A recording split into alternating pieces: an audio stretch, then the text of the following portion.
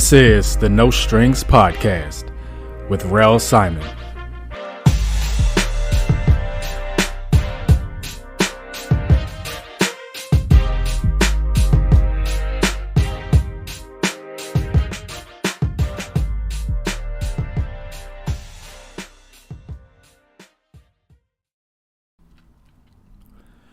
What's up, y'all?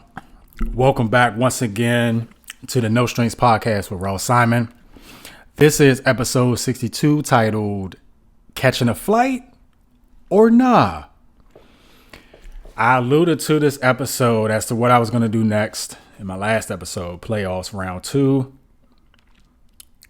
But I chose ultimately to do a flight-centric episode because of another incident that happened just a few days ago. First off, hopefully you all are having a great, prosperous weekend and week. Hopefully you all are trying to get back on your feet if you were laid off. Hopefully none of you were affected by a government shutdown or anything dealing with the government. The only time I did a flight-centric episode was way back when I did cheap flight tips and tricks. If you want, you can go back and listen to that episode. I'm sure some of those tips and tricks still do apply about how to search for cheap flights and fares if you're looking to travel or nah. And that's the key of this episode because there is cause and concern regarding flights, airports, airport safety, flight safety, and also governmental regulations. There have been some layoffs in the FAA recently, right? So I'm going to pull up 8 different incidents that have happened this year alone. And then I'll try to get into an opinionated take of, is flying safe right now? Do you listening right now? Are you good to go? Do you feel like you can take a flight with no issues, or do you have some apprehensions? Are you thinking twice about your next vacation to Mexico, Punta Cana, London, Paris, Tokyo? Maybe you and of course we have people that have flight allegiance or airline allegiance, right? We have some people who ride it out with Southwest or Spirit Airlines, JetBlue, Qatar, Emirates, United, American, Delta. And that's fine and good. But there's been incidents that have been happening, no matter what the airline. So no more kicking around the can. Let's just try to get into it. Let's figure out what's truly happening. Let's figure out, is there a fear of flying? And I'm going to go through a bunch of different articles in the media. And each incident I'm going through in chronological order. And we have to start with the incident closest to me. The incident that happened on January 29th, the Reagan flight catastrophe. And before I read this article, my thoughts and prayers go to those persons who were lost, unfortunately, in the crash, or hurt as a result of, or become critically injured. My thoughts and prayers are with those people that we have lost and those families, friends, and colleagues who have been directly affected by each of these 8 catastrophes that I'm going to break down. So let's start with the Reagan incident on January 29th. A snippet from CBS News, if you recall, and this is from the article: a passenger jet and Black Hawk helicopter that collided in midair on the night of January 29th and crashed into the Potomac River near Reagan National Airport, Washington, D.C., left no survivors. All of the 67 victims have been identified as more details about what led up to the incident are emerging. The plane, American Eagle, flight number 5342, a regional jetliner, was carrying 60 passengers and 4 crew members on a flight from Wichita, Kansas. There were 3 soldiers aboard the U.S. Army's Sikorsky H-60, a Defense Department told CBS News. And then brief from really what I've seen or listened to from the YouTube video of Captain Steve. Shout out to Captain Steve. Last name Steve with Steeeeve. You listen to the radio and police helicopters, military helicopters, they normally fly over the Potomac River, like literally above the water itself, the riverbank. And there's certain elevations that you have to be approved for, while there's other elevations for aircraft when departing and landing. And the American Eagle flight, owned and operated a subsidiary of American Airlines, they were essentially told by air traffic control to route to a different tarmac. There's about at least more than 3 tarmacs at Reagan Airport where you can land or fly off from. Tarmac, runway, pick your choice of words. And it was just a bad happenstance of the helicopter just going a little bit too high in altitude as the plane diverted its path, going down an alternate runway, and it was just horrible, right?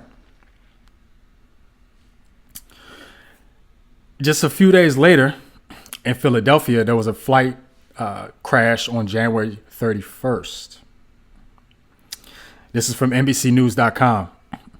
An air ambulance carrying 6 people crashed near a mall in Northeast Philadelphia on Friday evening, the company that operates the aircraft said.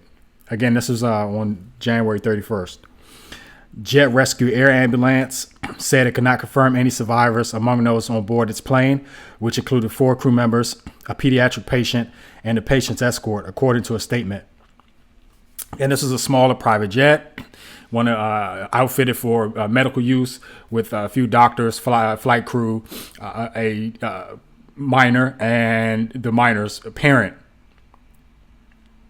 which was really up in the air for really less than a minute before it crashed. Just what a horrible incident. Going in order, we move on to February 2nd. And we move to, let me pull up the right article because I got my stuff up here out of order. Where is my second? Houston on February 2nd. Here we go. From the AP News. Passengers were evacuated via slides and stairs from a jetliner at Houston's main airport Sunday after an engine problem during takeoff caused smoke and fire on the right wing. United Airlines Flight 1382 to New York City was halted while still on the runway shortly after 8:30 a.m. at George Bush International Airport, the Federal Aviation Administration, or FAA, mentioned in a statement. So that was Houston on February 2nd. Let's now move on to February 17th to Toronto. A video that probably left a lot of you flabbergasted and bewildered by. From CNN, at least 18 people were injured after a plane crash at Canada's Toronto Pearson International Airport. According to Fire Chief Todd Aitken, the Delta Airlines flight with 80 people on board from Minneapolis ended upside down on the runway, and one passenger described hanging like bats inside the aircraft after it crashed. This is a video where it was landing. There was too much of wind, and that was as it was descending. The wind tipped the plane towards its right side just enough where the right wing essentially broke off. You saw a little bit of sparks or maybe a little minor explosion, but then that momentum carried the plane completely upside down as it slid on the runway, the snowy runway. I believe the left wing may have also been damaged or broken off as well. Someone had posted a Snapchat of the whole thing where they're literally upside down, still in their seatbelts. And you know, thankfully they were able to evacuate some people with the majority of the people with minor injuries.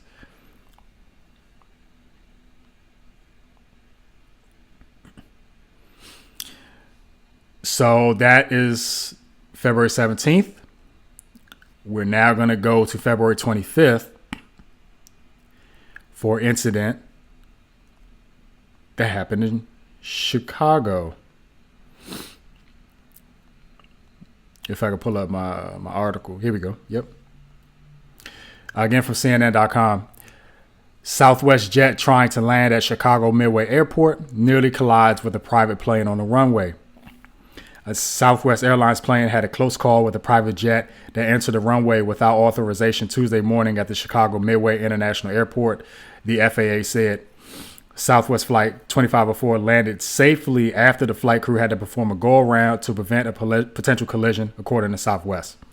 What happened with this one is Southwest major airline was landing. There was a private jet that was impeding in the path of the runway. And when you listen back to the recordings, you've got the control tower, you've got multiple different people. You got the control tower, you got Southwest, you got the private jet. They're communicating with one another. Essentially, that private jet was not authorized to move at that particular time or enter that particular path, tarmac, or runway at that particular time. And I'm pretty sure that pilot may have ended up in some really hot water. Thankfully for the Southwest crew, they were able to land and then quickly nose dive up, or else that would have been another catastrophic situation. And ranging anywhere from a near miss collision to a catastrophic accident. So we go from Chicago to near miss February 25th to March 3rd. Where this one is pretty crazy.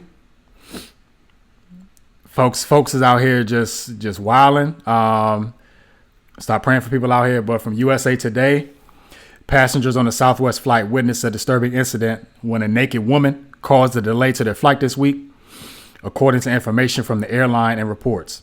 According to the online site FlightAware, which tracks FlightPass, the flight was slated to take off at 2:55 p.m. Central Standard Time on Monday, but had to return to the gate due to the incident.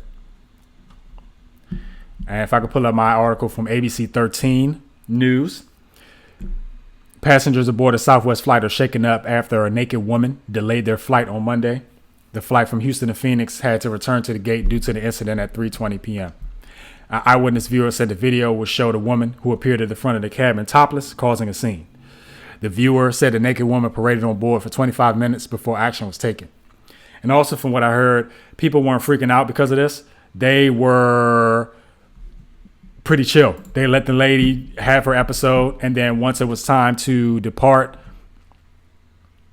or land back to the jet bridge, they let her have her thing and do what she needed to do.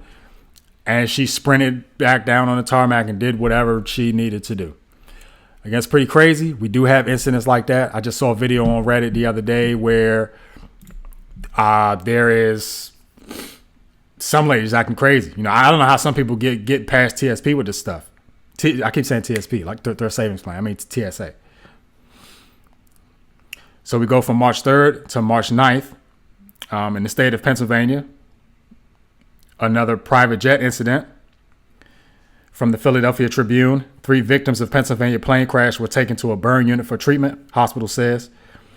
3 of the 5 family members injured in a single-engine plane crash in Pennsylvania after the pilot reported an open door on the aircraft was sent to a burn center for treatment, officials said Monday. TV station WGAL in Lancaster identified the pilot as Matt White and the 4 passengers injured in Sunday's crash as his family members, citing the aviation company Venture Jets, where White is an executive board member. The plane was White's personal plane. And then a caption of a picture, which just a pretty much mangled wreck, a destroyed car, damaged cars to the right from what I see here in this picture. Debris is seen after a plane crashed in a parking lot of a retirement community Sunday, March 9th, 2025, in Manheim Township, Pennsylvania. And finally, March 13th, just a couple days ago, from when I'm recording this on March 15th, just a couple days ago, Denver plane wing fire. Denver plane wing fire. From the New York Post, American Airlines plane catches fire at Denver International Airport. Passengers forced to stand on wing as they evacuate. An American Airlines plane suddenly burst into flames after it diverted to Denver International Airport on Thursday night, forcing evacuating passengers onto the wing of the aircraft as thick black smoke covered the tarmac. The Texas-bound Boeing 737-800 was rerouted to the airport shortly after taking off from Colorado Springs when crew members reported engine vibrations, according to the FAA. Passengers were evacuated using the slides, the federal agency said. 12 people suffered minor injuries and were transported to local hospitals for treatment. The airport confirmed on Twitter.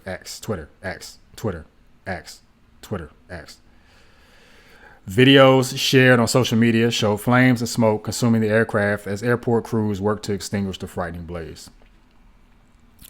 So 8 different incidents,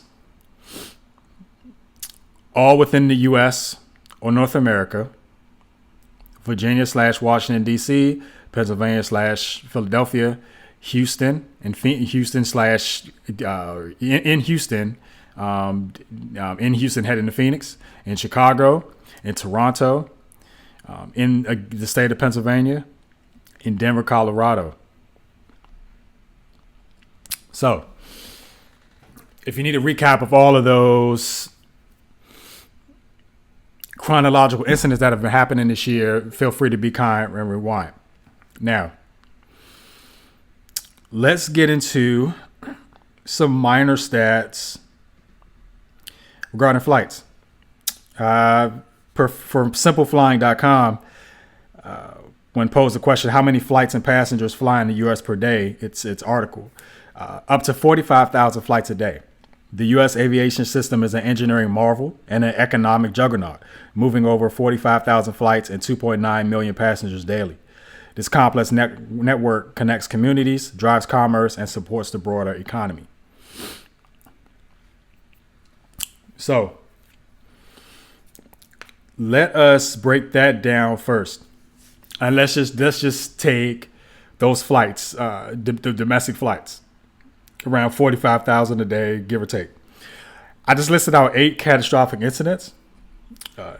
Nearly catastrophic, completely catastrophic, omega level type incidents. Out of those 8, from 45,000 flights a day, there are 1,000 flights a day, tens of thousands, right? Tens of thousands across the entire world.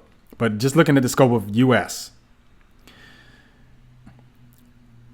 and even if you take out, I added Toronto as the 8, but you can even take out and put it 7.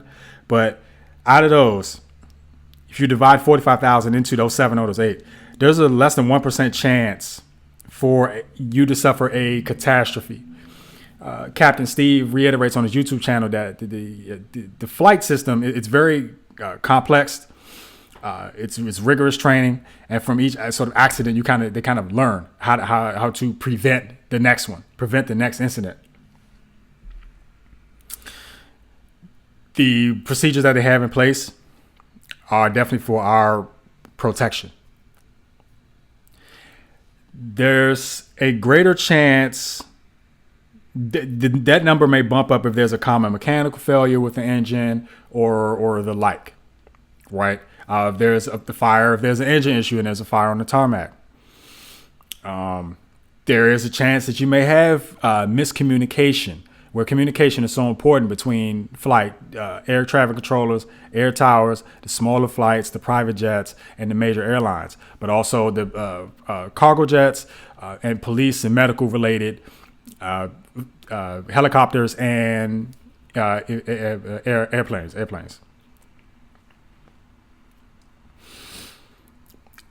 In general, my thought is that you're more likely to suffer a flight delay or a cancellation.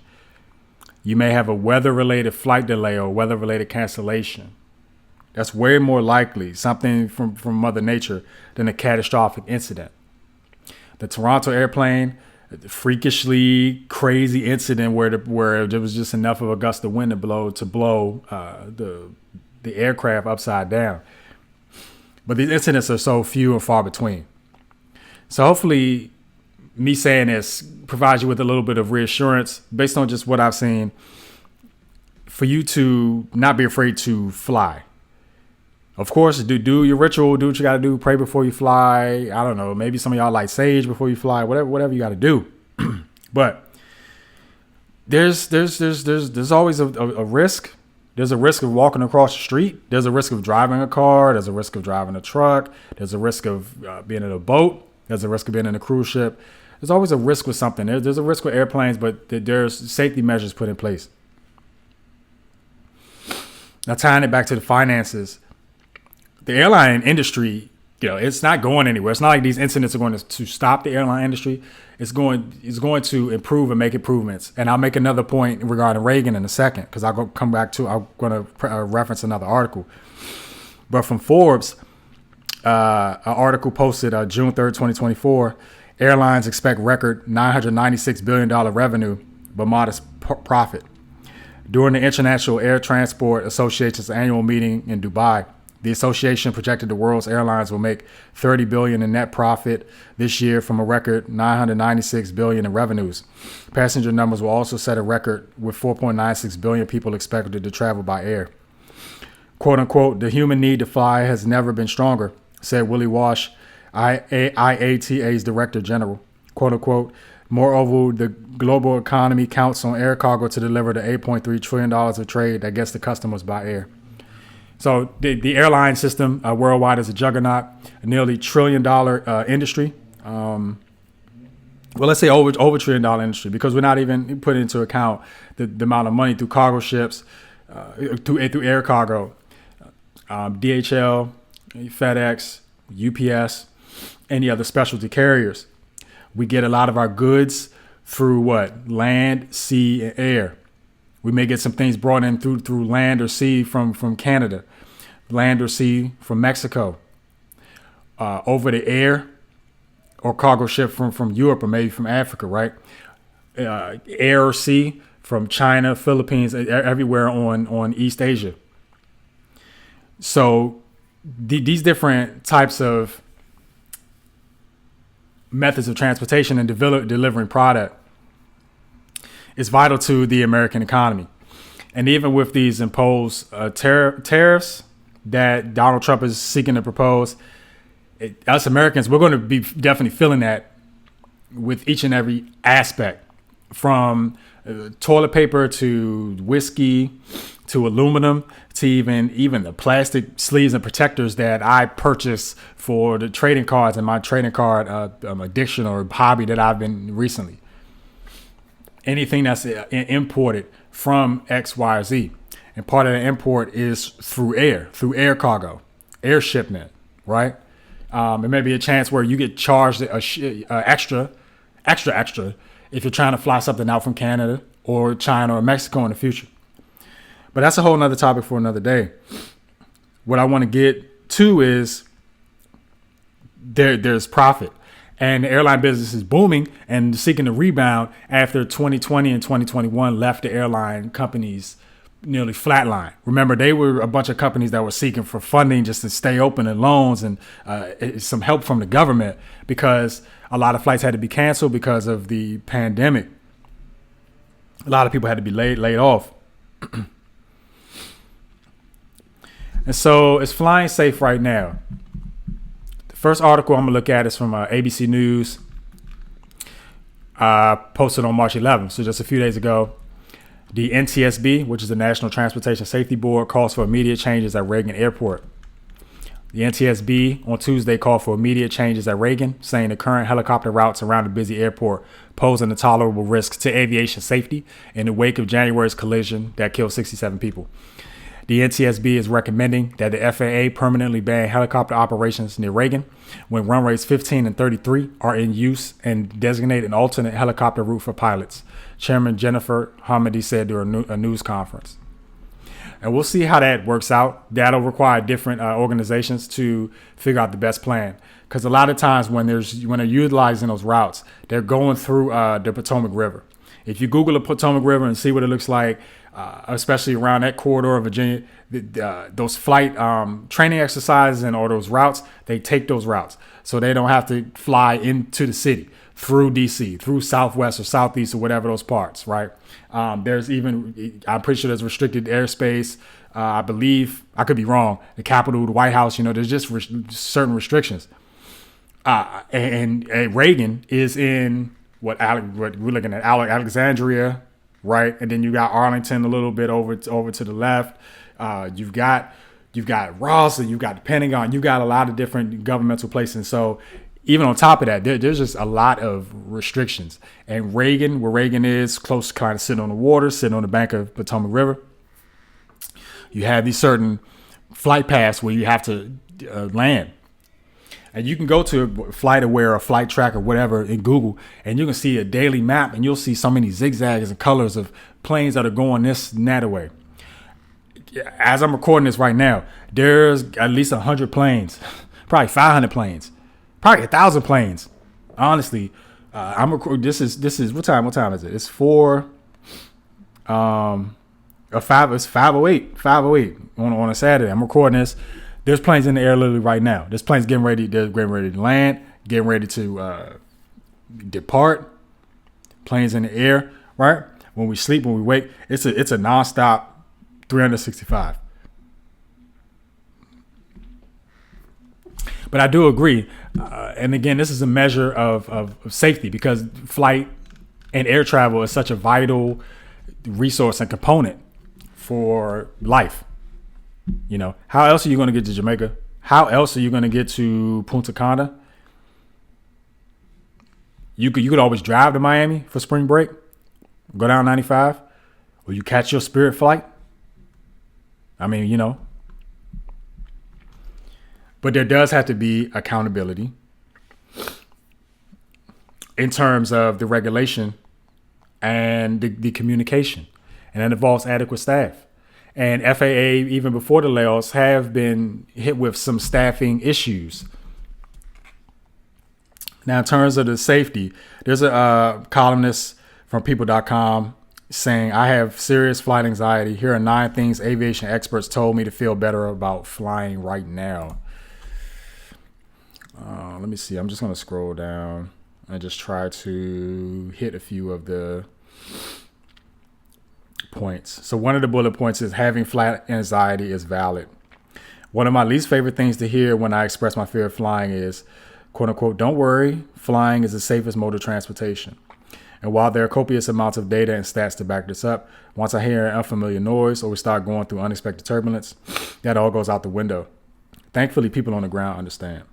And it's okay to have flight anxiety. It's okay to, if you're car sick and you may not like road travel, some people may not like flight travel. I don't mind flying. I don't mind long flights. Sometimes what annoys me is the cabin pressure, which just crushes my ears when I land. It sucks. Of course, I would naturally get spooked if there seems to be some sort of incident in the air. There are times where the plane is rocking because there's turbulence. And again, that's a feature of Mother Nature that, you know, air traffic controllers, you know, in flight, the pilots can't really control. They can get a feel for it and they'll know how to navigate through it. But again, and you can kind of predict things based on the weather. That's why the weathermen and women are so important. But it's okay to have a fear of flying. If you don't like to do it, then don't do it. No, you know, nobody's shaming you for it. One of the next bullet points is here in this article is flying is only going to get safer. Having said that, though, it's important to keep logic at the forefront in cases like this. And though the terrible accident in Washington, D.C. is rattling, it's only going to make flying that much safer because the main priority is for an incident like it to never happen again. Quote unquote, the aviation community is an interesting community in that we talk about accidents and incidents, things that didn't happen and how they could happen all the time, McCabe explained. We are always focused on changing rules, adapting and figuring out ways that we don't ever come close to something like the DC incident again. And that was a quote from Michael McCabe, air traffic controller who works out of Chicago O'Hare International. Another bullet point is your plane is built to withstand turbulence and more. Another bullet point is your pilots never stop working. It's important. They got to be the ones. They can't be the ones sleep on the flight. We are the ones, the passengers, that kick back and relax, enjoy the flight. Don't take your shoes or keep your socks on. Don't be putting your sticky feet on the back or whatever. Respect the person in front of you. Respect the person sitting behind you. If you're in first class, then enjoy, sip your little cup of wine, whatever you got, and enjoy. But the pilot and co-pilot and the crew, let's shout out the crew as well. They're there and they're trained for each and every situation, and they're there for our safety. Different aircraft, different systems, different sounds, which is another bullet point. And that makes sense, right? From Boeings to a private jet to let me try to think. Let me bring up a few examples. So when I went to New Orleans, I was in the Southwest. I think it was one of the basic Boeings, basic passenger jet. When I went to Africa, I was in the Delta, 3-row sort of 9-seater, where it's like a 333 or a 232 configuration, a bigger flight, way bigger plane, bigger cabin to hold more people going over international waters. When I went to Toronto, I was in one of those little teeny, and also I think when I went to Kentucky as well, I was in one of those smaller planes where your overhead luggage you carry on may fit overhead, or they may have to do a outside valet system at the jet bridge where it's 2-in-2 configuration, a really teeny tiny jet, small jet, right? They're different craft for different needs. And then of course you have the medical jets, like the incident in Philadelphia, and you have the private jet for the incident in Pennsylvania, and then the other one at Chicago with the smaller jet that with the near collision. So of course, different aircraft, different systems, different sounds. They all function differently. So the person in the People article asked someone about the differences between a Boeing and an Airbus when it comes to what we as passengers may hear and feel. Quote unquote, the difference between a Boeing and an Airbus is kind of the operational mindset that each one has. They're similar, but just slightly different enough that you'll hear different noises because things are actuated differently. Another variable you might hear from the flight to flight is the pitch of the engines. Although a Boeing is a Boeing, they may not have the same engine. The engine is not a Boeing engine. It's a Rolls-Royce engine or a Pratt and a Whitney engine or any other variations. But they all make different noises. And so one may be kind of a higher pitch buzzing noise, and one may be a deeper white noise fan noise. So you'll notice that a lot. Another bullet point, which is what I just touched on, your flight attendants receive extensive training, as do the pilots, of course. Or if you're on a boat, I mean, hopefully the pilots have extensive training as well. You know, if that's your thing, get on a boat. And another bullet point, even if things get scary, listen to instructions. And that's so important, not to freak out. Listen to instructions before the flight. They tell you how to position your seatbelt when the air masks come down. Put the mask on. Put the mask on you first, then the women and children, or is it women and children then you?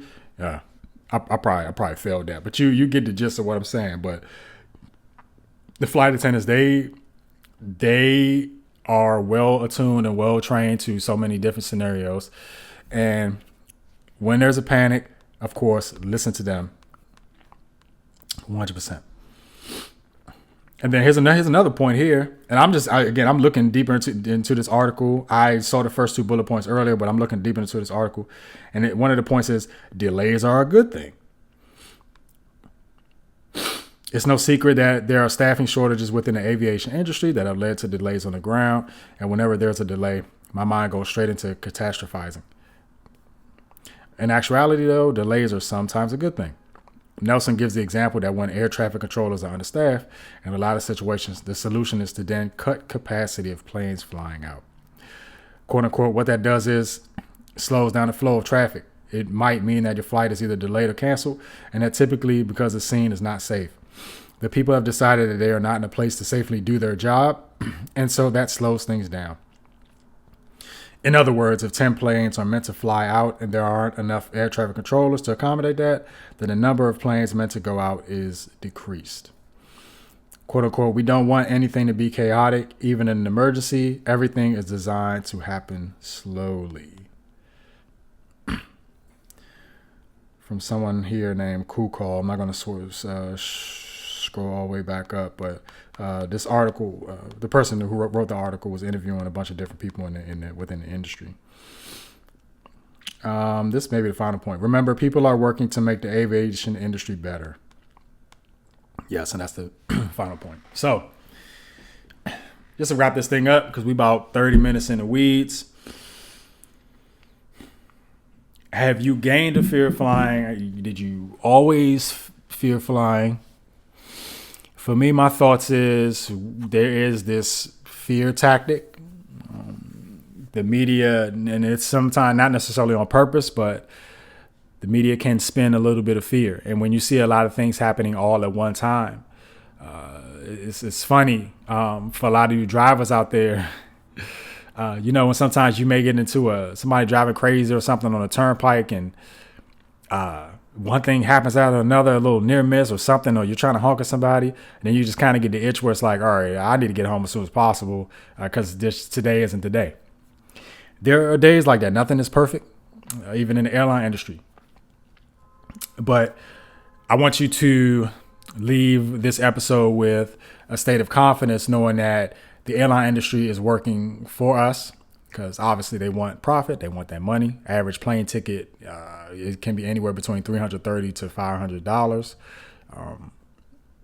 I tack on even more for each sort of level that you wish to seat in, from Comfort Plus to First Class to Jet One, whatever. So if you think that you want to let things cool down a little bit because of everything that's been happening in the happenstance in such a small window, all of these reports that have been occurring, then that's your prerogative and you have every right to chill out. But if you have an obligation and you want to travel, or you have an obligation and you want to still go and travel, then still go ahead and do it. That's my stance on it. For me this year, I don't anticipate flying anywhere unless something happens on my birthday. I have a visualization of what few things may happen this year, but I don't know if flying is one of them. I'm going to put Paris on the back burner again. We'll shoot for Paris in 2026. One day. I'm going to get there one day. But this year is just for me. When I did the episode recalibration, I'm recalibrating, and I am just laser focused like a hawk. There are a lot of different life things for people surrounding near me that have been happening this month in particular and continuing to happen. And so it's not about me right now. It's for the people around me, and it's for the people, and it's episodes. Hopefully episodes like this can give you a little bit of comfort, give you an update or just a reminder or a refresher of what's been going on in the world, what's been going on outside of DC or wherever you're listening from, outside of what's going on outside of your own bubble. Again, it's unfortunate for things that have happened. And we can only hope and pray that these incidents decrease, that there's no more incidents this year, that these type of incidents decrease year to year. And we just have to go like that. So whether you're catching a flight or not, always stay safe. Do what you got to do. Try to enjoy yourself. Be patient, be kind to the staff. And just like they say when you're driving, arrive alive, right?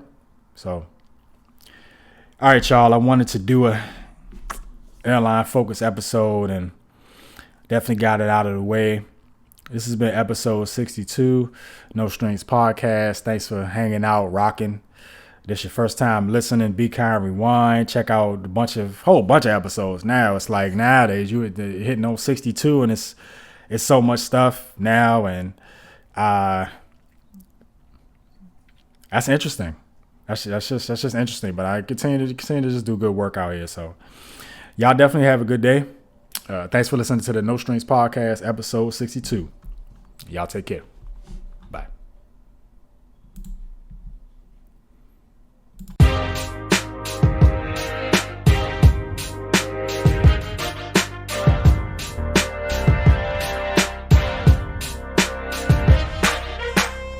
Thank you for listening to the No Strings Podcast with Rel Simon.